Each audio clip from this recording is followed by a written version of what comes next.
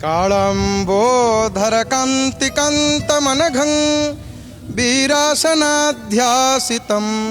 मुद्रां ज्ञानमयीं दधानमपरं हस्ताम्बुजं जानुनी सीतां पार्श्वगतां सरोरुहकरां विद्वत्निभं राघवं पश्यन्तं मकुटं गदादिविविधा कल्पोज्ज्वलंगं भजे।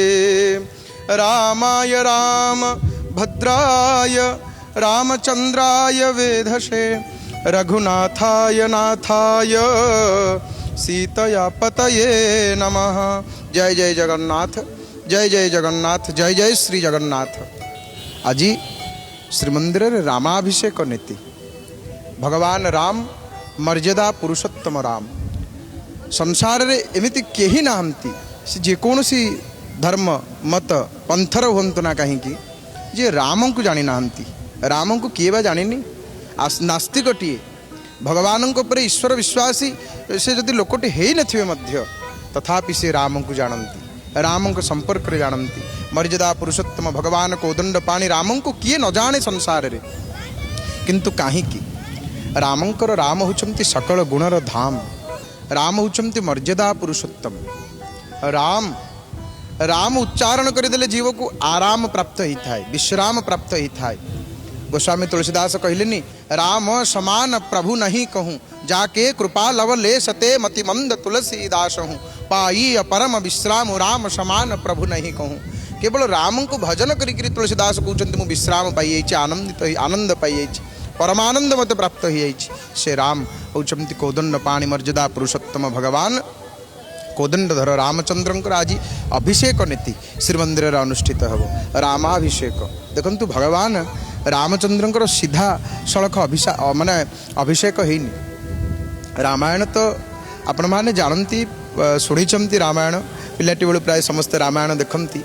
रामायण रे आम देखीचे भगवान को से सिंहासन रे बसवाई 14 वर्ष प्रथम बनवास बीतवा पड़ी, बनवासी होकर बीतवा पड़ी, जीवन अतिवाहित करने को पड़ी।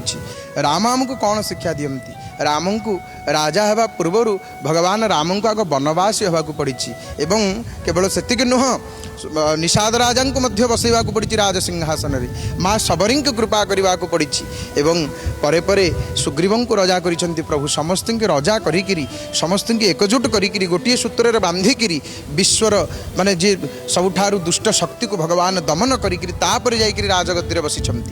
भगवान रामचंद्र आविर्भाव हबार कारण जदि केवल रावण वध होता ताले तो प्रभु राम राजा राम सिंहासन में बसिक महाप्रभु आसिक रावण को वध कर किंतु ना देखंतु भगवान आमको की शिक्षा दियंती। निजे रजा हब पूर्वर आग समस्त को रजा करी समस्त की बसई देले। जी जो आसन अधिकारी ताकू से आसन प्रभु देले तापर राजा होकर बसिछंती राजा रामचंद्र।